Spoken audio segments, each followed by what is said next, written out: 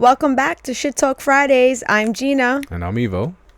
I hoped everybody missed us because we did not post an episode last Friday. Took I guess you would call it a needed break. I mean, it was needed, but not like that kind of needed. You think it was a needed break? I think I was overworked. Well, that's what I mean. I felt like it was needed because you took a job and it was a long days type of job, and so there was just no way it was all going to get done. You had to take a break, so it was needed. Yeah, there was no way we were going to be able to push out an episode for our listeners and watchers that was of quality. So here we are today for you. Happy Friday, everybody. Happy Friday. Let's cheers and drink, Evo. We are actually drinking a white wine that I received as a gift from a recent client. Thank you so much. Cheers. Cheers.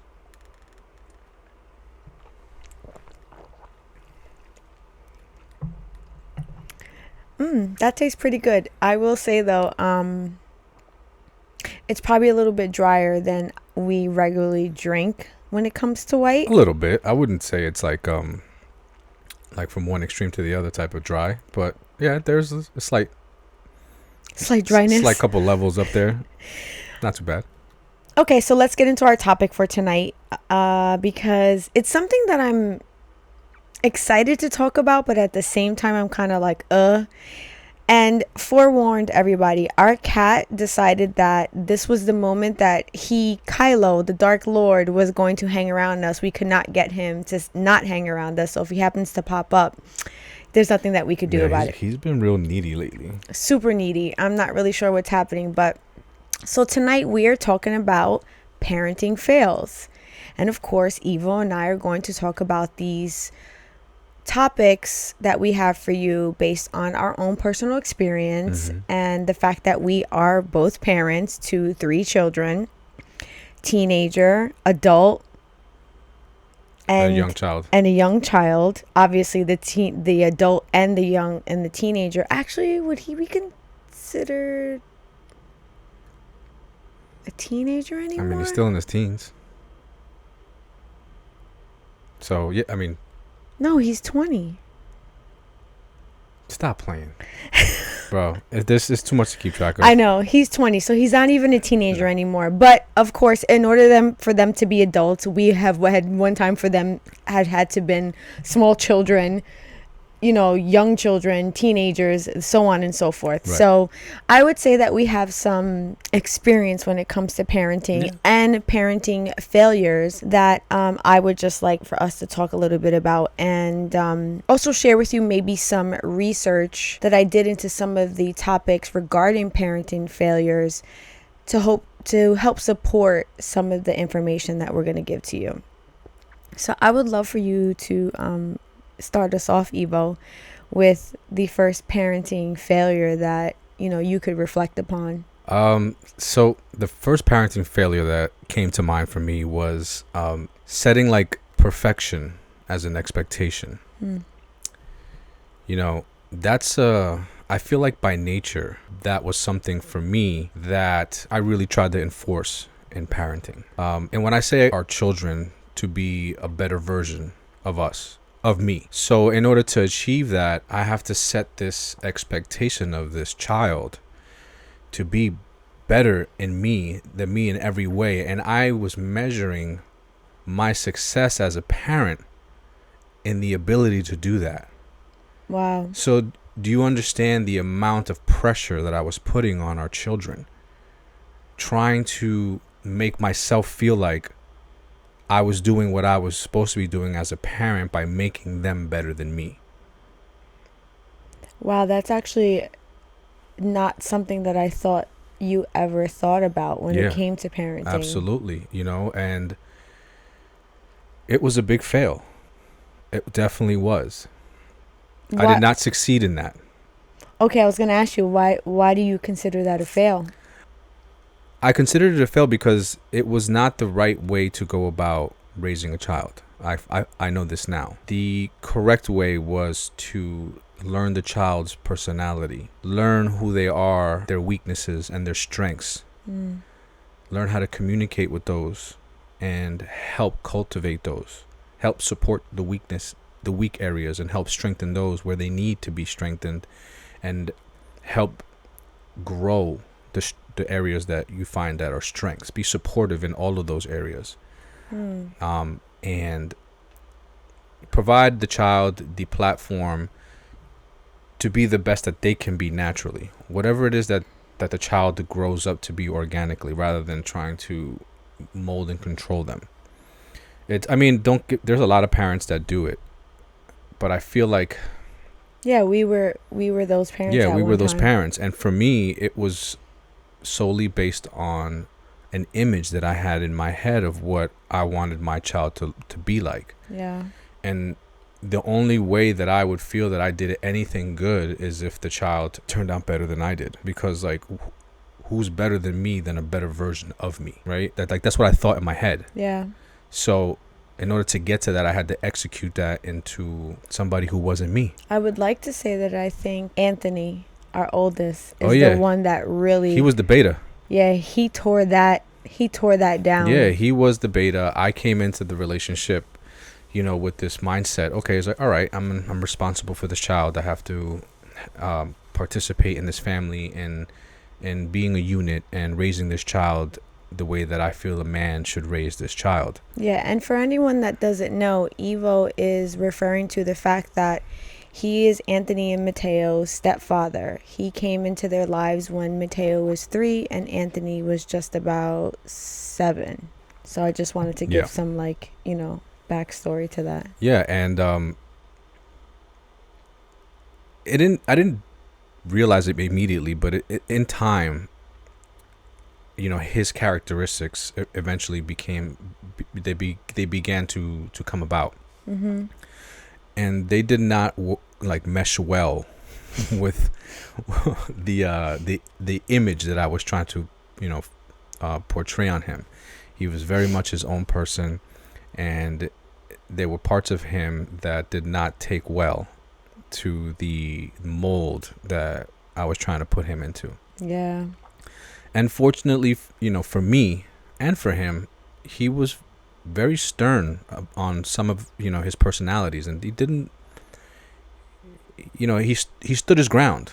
Yeah, there was definitely no wavering in Anthony's personality. He was very strong-willed and stood his ground when it came to be who he wanted to be as a young man, as an individual. Yeah, and what I mean, for some of you, so you're probably wondering, like, wow, this kid was like a young kid, he was defiant. No, he was not. He was a very good kid. He was a very polite kid, very soft-spoken, not an angry kid. It was just that, if you told him, hey, you're going to play soccer, he was going to tell you no. So it was one of those things. But if it was like, hey, you need to go to bed, he would go to bed. If you need to wash your clothes, or clean your room, he would clean his room. Yeah. But when it came to telling him who he needed to be as a person, that you could not tell that boy anything. He knew what felt right, and if it didn't feel right, he wasn't doing it. As far as for him personally, I think one of the big fails in that aspect, when I reflect upon Anthony, is we a lot of the times went to him with our advice rather than him coming to us seeking advice. Yeah.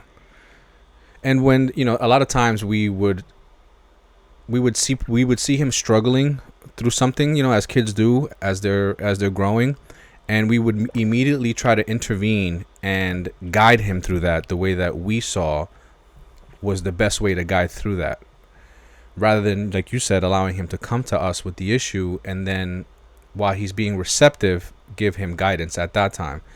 And a lot of the times, because he was young, we felt that he didn't know any better and we knew best, and that he needed to listen to us when it came to navigating through some of the things that he was going through. Yeah. And those were the times where we failed the most, because he wouldn't do it. He would say yes, he would agree, but when it came to carrying it out, it just wasn't in his personality to do so. And he did what felt best for him. And time and time again, we realized that we were failing at that. And it wasn't, it was after so many failures that I remember saying to myself, I need to learn who this boy really is. And I need to figure out how I can help him. Because everything that I'm, not everything, but a lot of things that I'm suggesting that are logical to me when it comes to working through solutions, He just didn't see it that way. He operated differently. And I realized at one point, as a parent, it's my job to understand that. And once understanding his character, helping him navigate through that the best way possible, but and things that make sense for him. Correct. You know? I think that was very hard for you and I, in the sense of learning to navigate what was best suited for Anthony based on who Anthony was and his characteristics.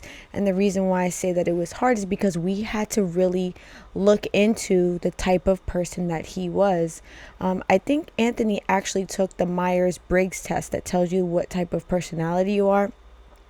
And I don't remember the exact one that he was, but what I do remember is that his personality is one of the more less likely in the population. He is like of 1% of the population. The way his mind operates and the way he thinks is vastly different from a lot of people. So we had to really look into, okay, based on this information, what can we do to support this child? And by that time, teenager, almost young man, into his future. So like, I definitely feel you on that. Like, it was definitely, we failed a lot of attempts trying to like enforce what we thought was right. It's just, you want to be the best parent you can be, and sometimes just pushing something through to what is right, seems right to you as a person, but may not necessarily be right for the person that you're pushing.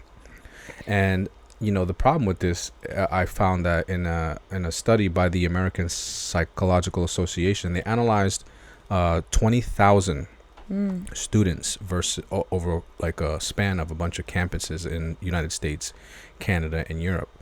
And what they found is that the perception of parents on their children has accelerated like severely over the last 32 years. And it's led to a very large increase in the perception that a child has on themselves. So this perfect expectation that parents set on their kids, what ends up happening is that the kids almost feel like that's who they're supposed to be to some degree. Okay. And it's dangerous because they internalize those expectations on and depend on the success of those expectations on how they see themselves. Like, do you understand what I'm saying? I totally follow you. And so that can kind of be like a problem, so that when the child doesn't meet these expectations, they're looking at themselves as a failure. Wow. Not measuring up to an expectation that was set in front of them by the people that are in charge of guiding them. When in actuality, that doesn't really, maybe it doesn't coincide with their actual personality, right, and who they truly are. Right. So it's like almost going against the grain for them. Yes, it really is. And I wish I would have known this information a lot sooner, because it would have helped a lot, when it came to raising Anthony in our. But again, like, you kind of learn as you go when it comes to raising children. And fortunately, we're in a place now where it's very harmonic, harmonious. Yeah. And it was just through trial and error. And I can look back at this now and see how I failed tremendously when it came to setting these expectations, especially on him, because he was the first one. He was the first one to grow up and kind of like, I had the opportunity to, what I felt was like, do good by this child and navigate him through what I felt was like where he needed to go in life. And it was like the worst thing that I could have did. I would like to say, though, I totally agree with you in saying that it's very harmonious now. I think that we have really made it such a strong effort to really understand him as an individual, and that has really benefited us in our current relationship with Anthony. Yeah. Well, I mean, he's an adult now. He's 25 years old, but man, I want to say the last 5 years has really been a growth process for us as two parents with absolutely. him. Yeah. And I don't know how many people can relate to this, but we had to destroy our relationship so that we can build a new one. We sure did. We did. And, it worked out and it's great now, but it had to go down that path and just literally be, put, made into ashes. And then a whole new relationship had to be formed from that, which is, it's part of being, parenting. Yeah. So, yeah, that was my what I feel like was one of my epic fails. How about you? I just want to say before I go into mine, I just want to give a shout out to Anthony and tell him thank you. I don't think sometimes he realized what a valuable lesson he taught us as parents. Mm-hmm. And I Absolutely. hope that the way we grew together as a family, he will then carry that on with his children. Because I know that he one day himself wants to have children, even though that's very scary to me. But let's move on. So the parenting fail that I have is something that is, I'm going to be very honest with you, I may get emotional. Okay, well, listen, it's Shit Talk Friday, so let's talk about it. So my parenting fail, and I think a lot of other parents can probably identify with this, is not advocating for your child's education. Really? You feel like that? You felt like that? Yeah, because we have another son. And I'm not 100% sure if he wants me to share this, but I'm just going to say that when it came to his education, there was a lot of moments where I felt like I should have stepped in and voiced my concern. I was afraid to be seen as an ignorant single mother. Moreover, I was afraid to be seen as an ignorant Hispanic single mother. So a lot of the times I took the guidance of what the education system was telling me when it came to how my son should be educated, even though I could see that my son was still struggling, even with the type of program and the type of facilitation that was being given to him regarding his education. There was many more times I should have spoken up on his behalf. I was not advocating for him as much as I should have been. And it wasn't until I want to say that he was in the 5th grade. And I also want to attest this to you. When you stepped into my life, you became a support system for me. And prior to you being in my life, I did not have a support system when it came to the boys' education. I was doing it all on my own. Mm-hmm. So by the 5th grade, you had already been in their lives for several years, and I felt more adequate in stepping up and saying, what's happening in this particular class? And I don't know if you remember this particular story. He was having significant difficulties in one particular math class where the teacher was just kind of coming in every day, just handing out worksheets and really giving him a hard time about the fact that he wasn't adapting to that system, even though some of his educational deficiencies were already acknowledged. Mm-hmm.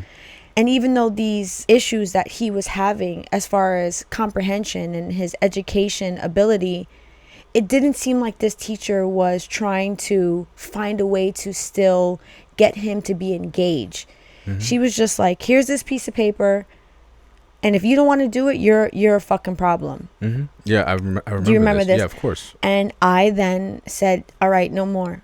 I need to contact the school. I need to call the principal. And I'm like, I honestly feel like this teacher is bullying my child, because his situation when it comes to how he learns has already been established. Why is she trying to force him into like this bubble that he does not fit? Right. You're basically saying that he had a way of education that he was supposed to be receiving, and in that classroom it wasn't even being addressed. 100% he was not receiving the type of education he should have been receiving. For a very long time I followed what the school was telling me, and up until that moment I was like, you know what, I really don't care what these people think about me anymore. I'm actually very well educated, and I'm not going to let them steamroll me and my child. I'm going to speak up for him. And from that moment on, it was, what is going to be the best for him and his education, regardless of what the system is telling me, because the system, what I've realized, is not suited for everybody. No, definitely not. And I can say from that point on, you and I, and not that we weren't involved in his education prior, because we were, but from that point on, it became like a hard focus where when he graduated high school, I remember the teachers coming up to us, congratulating us for his accomplishments. And I was like, listen, thank you for that, but advocating for my child's education is something that I at one time failed in. So I made it a priority, and his success was a priority to me. I'm sitting here listening to you, and I think you're being a little hard on yourself. You know, that school system was not the greatest. Yeah. And we found that out quickly when we moved to where we live now. Correct. And we started interacting with the school system and the faculty in the school and teachers and things of that nature. And we realized how different the two school systems were, and how much more this school system was invested in their students. Yeah. 1,000%. Yeah. So I feel like that, you know, you were very active in what was going on.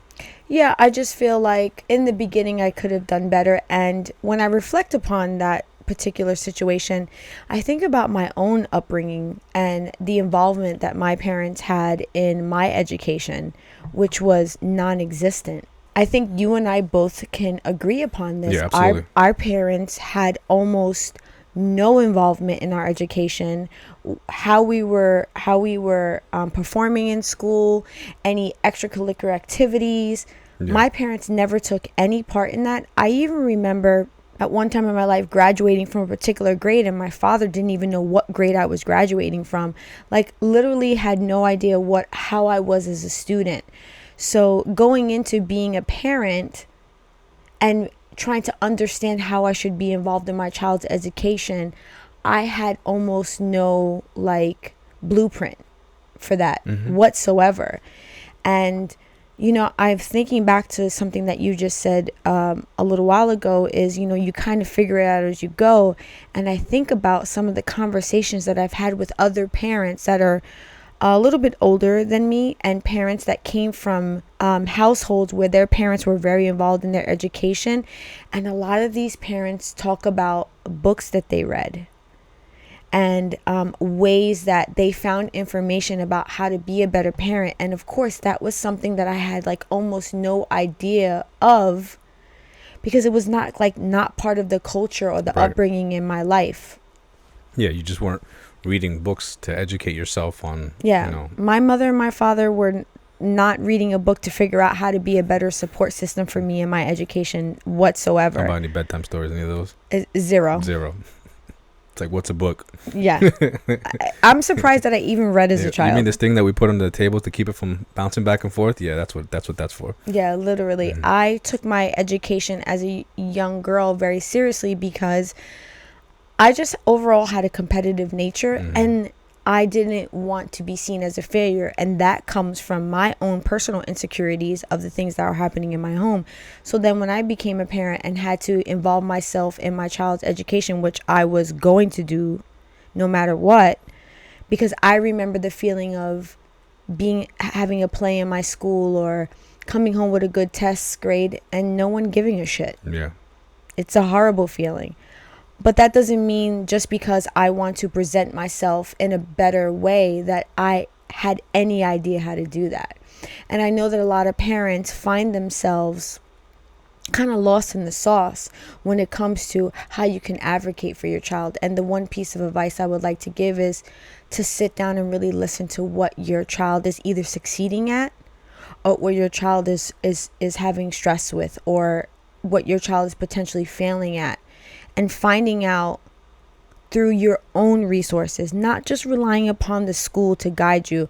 Not to say that all schools are designed the same. And I think some schools will give you a really great path for your child.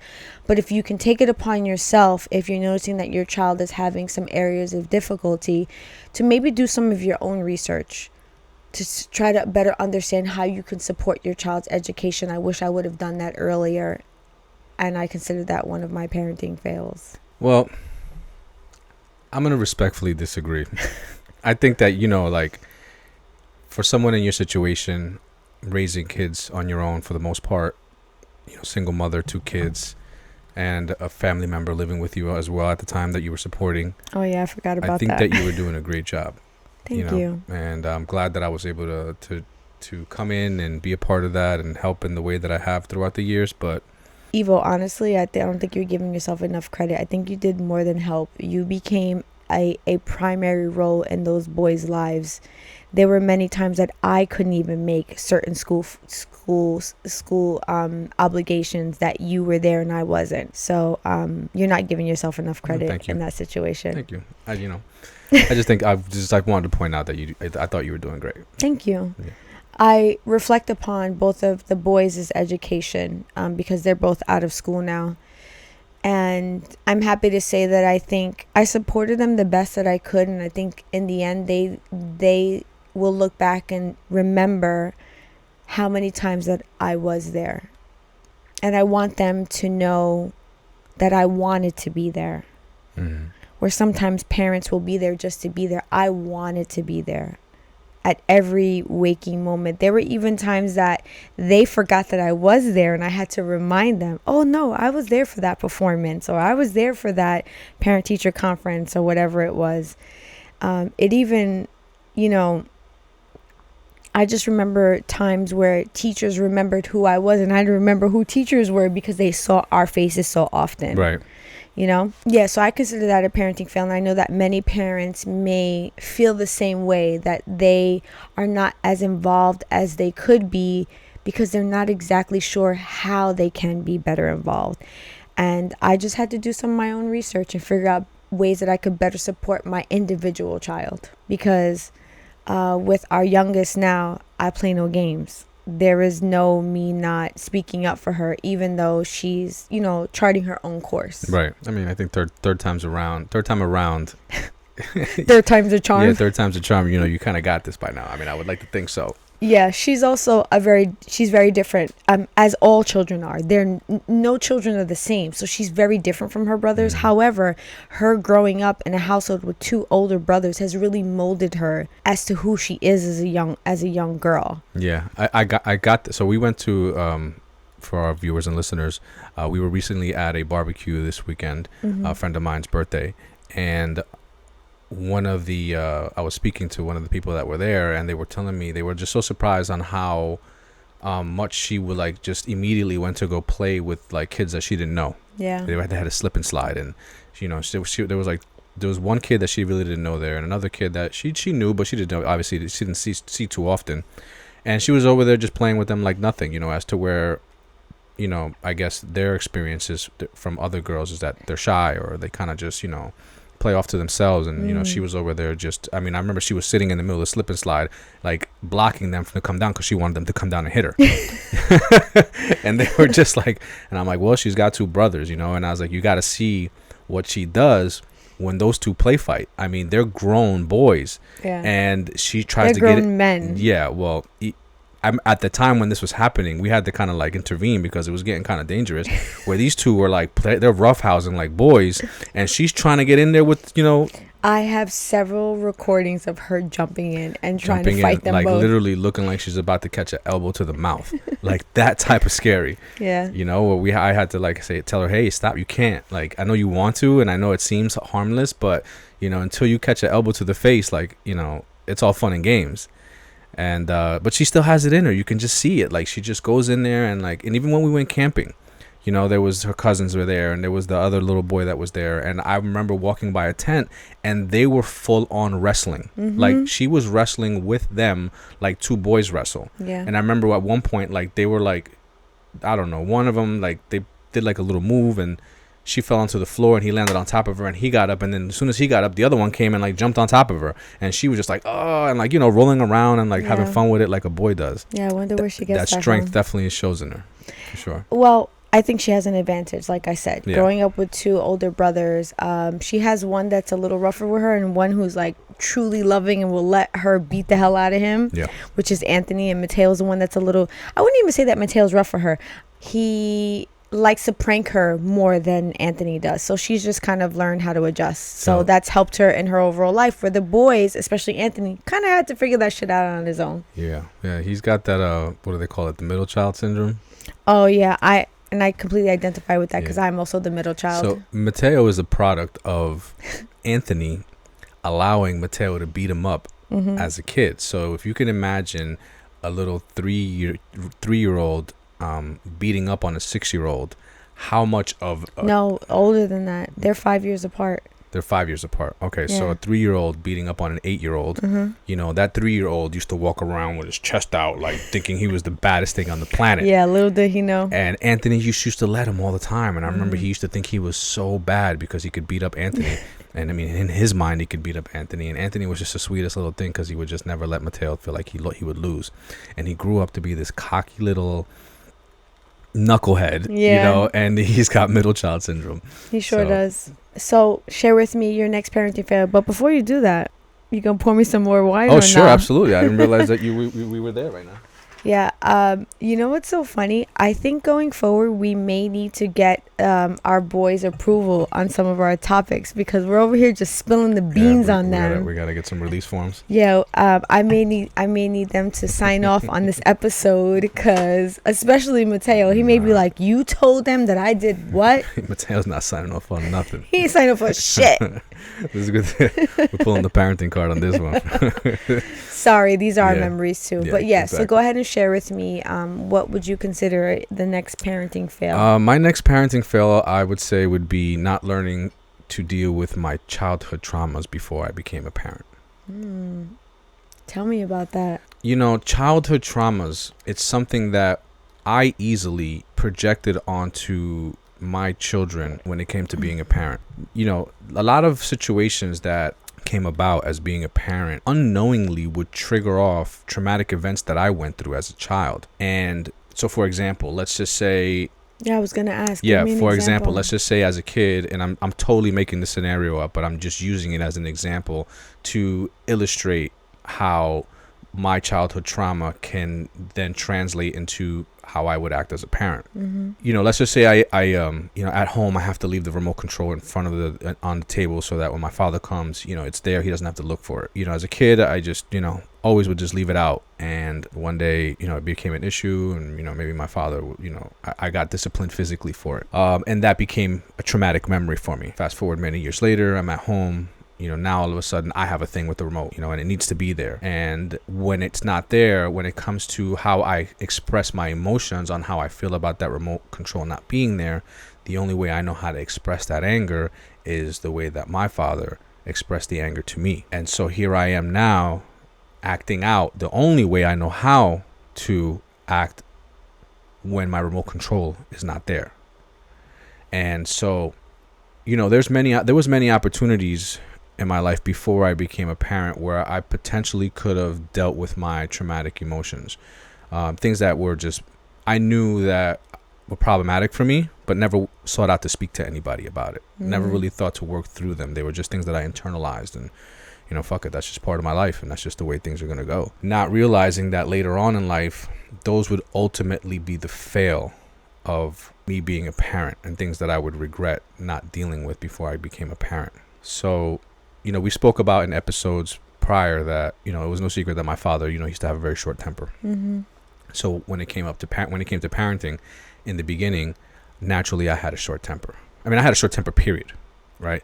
My father was just a short-tempered person. So when it came to things that I felt were offensive to me, things that didn't feel comfortable to me, things that were insulting to me, things that threatened my ego, that was my dad's thing. Like, you threatened his ego, you might as well just hit the red button, you know?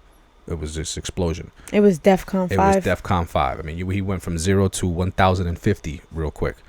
And so naturally, when it came to expressing that type of emotion. That's the only way I knew how to. Not realizing, of course, that at some point in my life, that would eventually transcend into how I expressed my emotions when it came to being a parent. In many different scenarios, I eventually played out the way that my father expressed his anger in similar scenarios when I became a parent. And it took some time for me to realize that I needed to deal with those traumatic emotions. And it wasn't until that moment, once I realized that I was projecting that onto our family, that it became alarming to me that I needed to work on these things like immediately.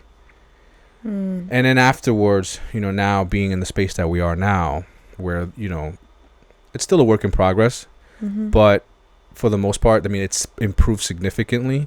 I look back at it and just wish that, at some point in my life, I would have dealt with those traumatic experiences. I would have learned how to navigate those emotions and just identify them and not let them be landmines, in my emotional arsenal. When I listen to you say that, I think about many instances where I pushed back on you a lot when it came to those things. Yeah, you were a big part of me navigating through those things too. Kind of like putting the brick wall up, where like, hey, like we need to stop right now and address what's going on, because there's a healthier way to kind of like address this. Yeah, and that came from two different thought processes for myself. Number one was my dad also was very explosive. You have met my father. You know my father very well. But you don't know him as I knew him as a child. Our fathers actually are very much alike in that way. They come from a world of when you insulted their ego in any which way, they were going to fucking explode.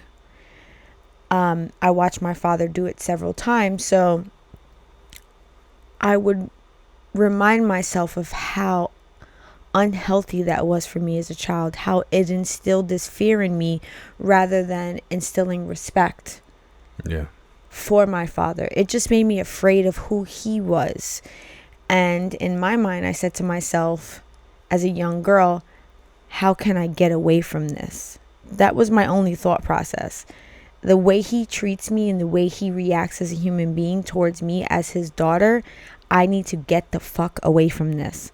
So when I saw some of those qualities in you, because again, you are now saying that these qualities you attribute to how your father treated you, I immediately was like aware. And I was like, this is a no, because this is going to make our children want to get the fuck away from you. It's going to make them not respect you. It's going to only make them fear you. And it's going to make them not want to have a relationship with you, because that's how I felt. So that's how you felt about your father. Yeah. Yeah. I felt like as a young girl, he was never going to see me as an individual. He was only going to see me as a person that he wanted to control and do as he saw fit, even though it was fully neglectful for the most part, right? Which I found kind of ironic, considering that he neglected me so much, but then at the same time was like, you're going to listen to me because I'm your father, even though I take no part in loving you or caring for you. Do you feel that becoming a parent was a big step in helping you navigate through that? Because I feel like that was the pivoting point for me. Like it was once I became a parent, and then these situations started to arise, and I started to deal with them in the way that I only knew how, which was how my father dealt with them. And then at the same time, because we were parenting together, I had you, which was the voice of reason, speak to me and guide me through these things that you, with a different perspective, saw that I could not see. So you're asking me if me becoming a parent helped me see that? Yeah, like was it always like that for you? Is it something that is it a space that you evolved into after becoming a parent and realizing that, maybe you had your own traumatic emotions that at the beginning you had to deal with and navigate and kind of like recognize on your own? That I can just say that from the moment that I was old enough to say that I was no longer going to take him being like that to me, I was never going to ever apply that behavior to any other human being. Okay. Yeah, that definitely happens a lot, you know. And I definitely wasn't going to do it to my children. Yeah, you know what's funny is that Is it funny? It's funny that you say that because, and it's also funny that what I'm about to say. It is funny because my brother was the exact opposite. You know, my brother I got the toned down version of my dad. You know, so my brother would say the same thing about me and my younger brother. Yeah, so my brother's experience was one so much that he was very much like, you know, my kids are they're gonna have the freedom and space to do what it is that they want. Yeah. You know, and I'm not gonna trip on them.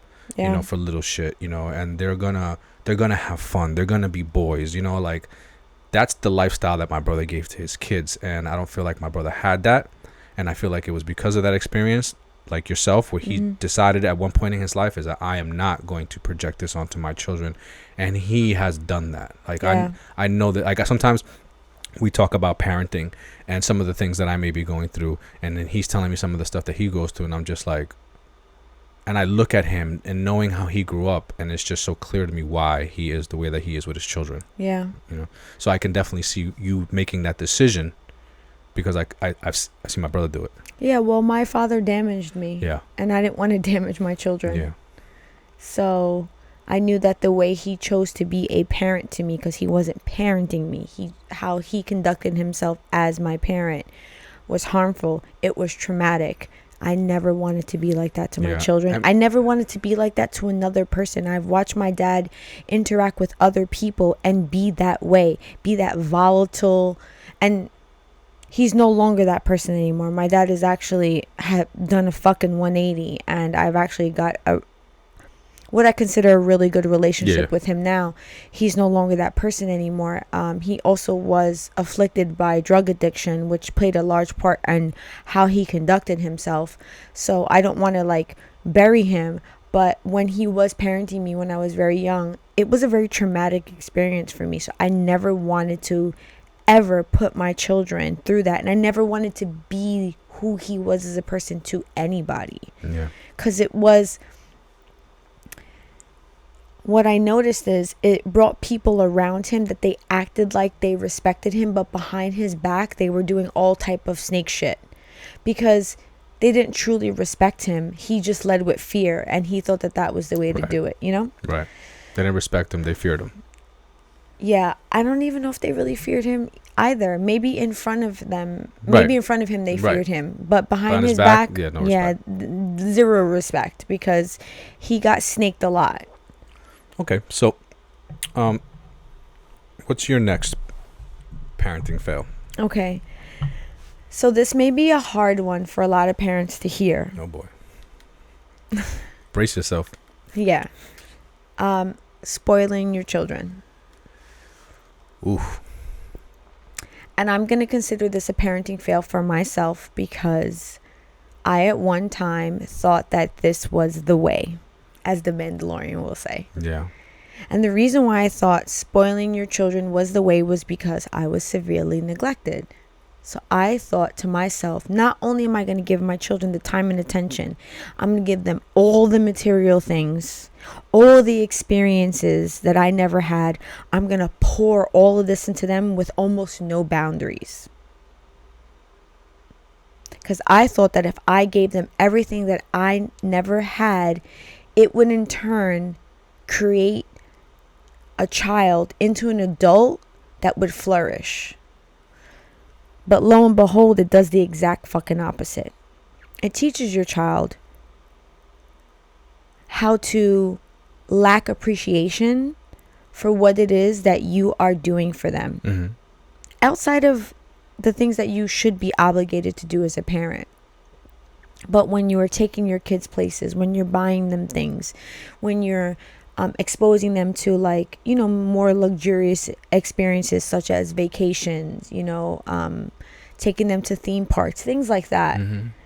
If you're doing this, if you're overindulging them, right, they will in turn learn how to lack appreciation for things of true value. Right. And I didn't understand that.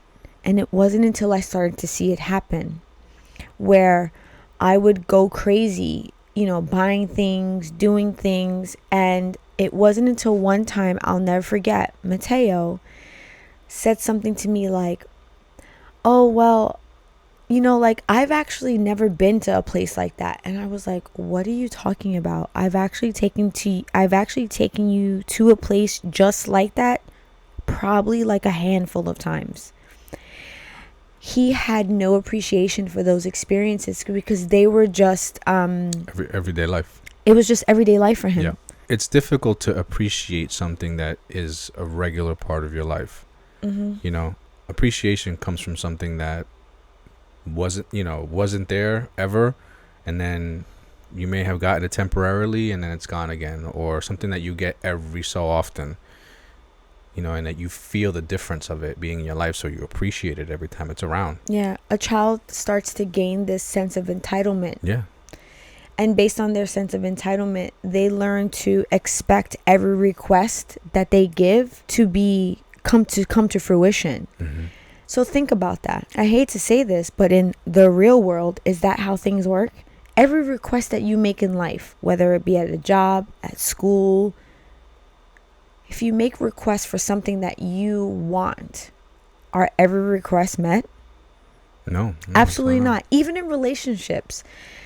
So when you set your child up to have this expectation of every time I ask for something, it's going to immediately be given to me, then why shouldn't I expect things to just always be given to me? Mm-hmm. So I considered that somewhat as a failure, and I had to somewhat scale back as much as I was doing. And there were many times I felt guilty. Like, for example, right now during the summer, I was just like, for the next couple of days, we're actually just going to sit in the house and watch movies. We're not going to go anywhere. We're not going to do anything. I'm not going to spend any money. Because if I'm doing something with you every day that is supposed to be this ultimate experience, when will you actually value an ultimate experience? You really won't. Do you feel that feeling that you wanted to provide them with all of these things that you didn't have as a child was more you feeling a void within yourself rather than actually providing them with something that they really needed? Because in all reality, right, they didn't need all that stuff. Mm-hmm. You were just doing it because you were lacking it in your life and you wanted to provide it to your children and at the same time feel good about it. Ivo, absolutely.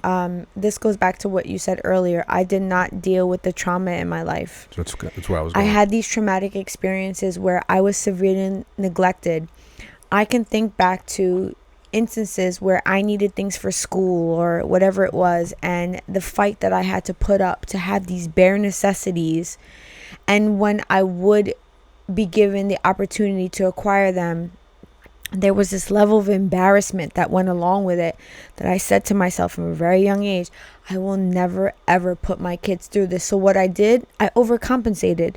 I gave them more than what they actually needed to a certain extent, because at a certain point I scaled back a little bit. So I want to share with you some information that I looked into as far as how these type of things that a parent may do for their child, this overcompensation, this overindulgence, can actually negatively affect your child. So children who are spoiled can become overly dependent on their parents, which can cause them to have trouble making themselves happy as adults.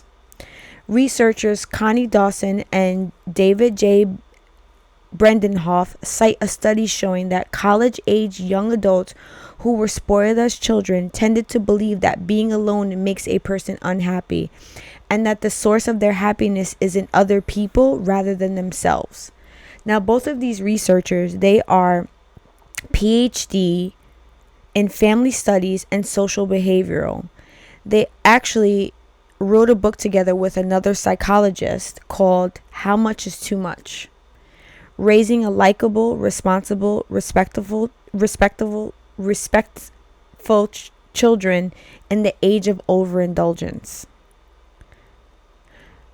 And this goes hand in hand with what I'm saying. A lot of parents our age come from the generation where our parents were not involved in our real upbringing. There's actually a term. It's called the latchkey kids. We were the kids that went to school in the morning program, the before school program where I got breakfast, and then I went into my regular school day, and then I went into the aftercare program, and then after the aftercare program, I went into a babysitter, and then I got picked up somewhere between 7 and 8 p.m. Mm-hmm. And that's even if that happened, but that's a whole nother story. Where there were many times that my parents were not with me. Right. And there were many times where as I got older and now the babysitter kind of seemed like maybe not something that needed to be done, I was left home alone at a very young age. And I think a lot of other people can identify with this. They were told to lock the door, don't answer the phone, unless you hear me ring the phone twice and then I call back and then you know it's me, you pick up. Until we got caller ID and we actually knew it was our parents calling. Wow. So then what happens? You then become a parent and you're like, wow, I was severely neglected as a child. Now let me just pour everything into my kids. And what winds up happening is if we go too far, we can create these children that become solely dependent on us as parents for their experiences and for things that are purchased for them. So then when they grow to be adults, they're just like, well, how come people are not giving me anything? You know, I sit here and I say, wow, right? Because I'm realizing that I didn't go through that. You know, like I had an entirely different experience. Yes, you did. As a kid, and it's actually one that in this particular situation, I wish that not to the exact same experience, but to some degree, every kid goes through. Mm-hmm. Right. So, as a child, I was very spoiled. Like I had everything that I wanted in abundance and more, mm-hmm. up until like I was 5 years old. And when I say abundance, I mean like more toys than I can handle, you know, multiple cars, multiple floor house, private school, summer camps. You know, it was just very, very nice living. I don't want to get into like the details of it. But even though you just did, but go ahead. No, there's a lot more details to it. I could get into it. I mean, I think we spoke we've spoken about this before. Yeah, you know all the details, and I just really feel like it's a lot. But I went from living like that to culture shock, being sent off to the Dominican Republic, and spending the next 7 years of my life over there. And the takeaway from that for me was that at one point over there, I had to let go of everything that I found valuable as possessions that I was used to, mm-hmm. and then start to appreciate the simple things that make people that live in a place like that happy every day. Yeah. And the one thing that I remember, it took many years for me to come to this, but I remember looking back at it all and saying, that was the best thing that ever happened to me. Because if I would have continued to live that life, I'd have been a spoiled, rotten fuck. Yeah. And I came back such a humble person with so much gratitude and so much hospitality and so much appreciation for the little things in life that I didn't need all of that stuff that I used to have as a kid to make me happy.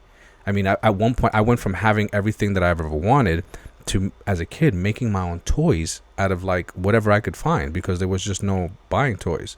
I feel like you found joy in just life itself. I did. I found joy in just life itself, you know, and just making the best of it with whatever I had, which I'm sure a lot of kids do here. But I think that, you know, just in the experience of giving your kids way too much, I feel like that once they reach that point, that they should all go through the experience of getting it all stripped away, mm-hmm. and then learning how to appreciate just the simple things in life. So, you shouldn't have bought our daughter that $90 Stitch book bag in Disney World because I want to fight you because of that. I was like, Ivo, listen, ladies she and does gentlemen, not need that book bag. In my defense, this was the first time that this little girl was ever at Disney, and she needed to have that bag. You see, I don't spoil her. Sir. I do not spoil her. Okay. I'm just going to agree to disagree, but I will say this. I am definitely the one that probably says no more often than you do when it comes to our youngest. However, I totally understand why you did that. But there are many times I push back on you when it comes to purchases, when it comes to her. And I know it's so hard because she is the cutest thing ever. She is the cutest thing ever. And I think she also has such a soft and beautiful demeanor when it comes to how she approaches you as a young child. And I think that she truly does appreciate it. But I will say this. I know it can be a struggle for many parents to not spoil your children because they can be just like that. They can be these kids that do well in school. They can be these kids that almost never really ask for anything, and when they do, it's something very small and insignificant. I feel like she's like that. She doesn't ask for much. I know. So I know in those moments it can be very hard to say no, but just remember that every time you say yes, when it's something that is really not needed or something that is not earned, it can then give them the impression that those type of things should be given to them in the future. So that's why many times I will say no. So you're saying that I need to scale back on? In certain aspects, yes. Really? Yeah. Okay. But not in. There are many that I don't think you should. But I'm just gonna say this. I'm just gonna say this for the record. Sure. It's not gonna happen. I love how Ivo's. I said this was a parenting fail. Ivo was like, I don't give a fuck what you say. This is not gonna happen. It's not gonna happen. No. I'm just gonna say this. What I think is very valuable to a child that you can spoil them with, that will never cultivate this type of mindset of entitlement, is time. Yeah. If you spoil your children with time, if you give them experiences with you as their parents, and I can think back to just recently when Ava and I went on a hike together, and it was a little difficult, but it led us to a waterfall, and we had an amazing time together. And when we walked out of the hike together, she was just like, Mommy, this was just like such a great experience. And then we went and we had lunch together. The time that I spent with her, that moment and that memory, I think will stay with her forever. I hope. Mm-hmm. But a little toy that I bought her 2 weeks ago, she's not going to remember. And I can tell you, when I reflect upon my own childhood, I don't remember many toys. I don't remember many items that were purchased for me. But I do remember some of the most amazing times that I, at small instances, had with my parents. Those are the things that are most memorable for me. So never skimp on time with your children. No, you shouldn't. But when they want that bullshit toy at the line at fucking Marshall's, say no to that shit. You know what's funny is that she didn't really want that Stitch book. Yes, she did. Not like that. No, I showed it to. I saw it. I thought it would look adorable on her. Yeah, and she loves that book bag. I will tell you that purchase was more for me than it was for her. That was my moment, and being in the Disney store and getting her something that she wouldn't normally get, that was a little on the high end side, that you don't really buy a kid, that I wanted her to have. I wanted to just look back at that moment, and I honestly wanted, because I felt like it was a very good quality bag. It is. It's like considered like a memorabilia. Yeah, it's like a memorabilia, and I just know from your stuff and the quality, when you buy quality stuff, it lasts you a long time. So I just kind of envisioned this thing, like her having it like 10 years or 15 years down the road, and it being like a nostalgic item. I hope it was like, this is all my vision. I know I'm just sitting here smiling at you because I'm just like, I love how Ivo is justifying this. Oh, I justified the hell out of that purchase. Forget about it. You know what I'm saying? Like, it was. I played that all out in my head down at Disney. It was gonna happen no matter what. And listen, and in real talk, I bought myself a bunch of pins that I probably didn't need, but I bought them shits, and I actually looked at them today, and I was like, oh my god, they're so cute. No, it's actually kind of dope because you have like a whole memorabilia wall over there. Yeah, I do. Yeah. Because so I think that that was a good purchase. That's also part of my traumatic childhood. The fact that I didn't you didn't have that space. I didn't have that space. I didn't have those experiences. And now as an adult, that's what I'm doing. But that's a great way for us to end our parenting fails episode. Even though I think that Ivo and I have more to share. We do. I feel like we can make this a part Part 2. Yeah, let us know if you guys want to hear any more. You want a part 2 on this? We Or would there, love. or there are things that you would like to actually share with us that we can maybe elaborate upon, that things that you as a parent feel like, shit, this was a Yeah. failure, but I've grown from this. Yeah. We would love to hear your input Yeah, on definitely that. drop it in the comments. Like, if you really enjoyed this episode and you want us to continue this and hear more about our parenting fails. And also, we have another portion of this episode that we didn't even get to. Yeah. Which is, I can hint on it. Sure. It would be childhood disciplines. And I think that's a sticky subject. If you want to hear us talk about it and want to hear our take on it, how we navigated through it, and how what we feel is right and not right, which is I mean, this is like a very sensitive subject. Yeah. We could definitely get into it, but let us know. Yeah, for sure. But like I always say to you, Ivo, I had a great time having this conversation with you. Always a pleasure. Always a pleasure. Always a pleasure. But until next Friday, ladies and gentlemen, peace out. Peace out.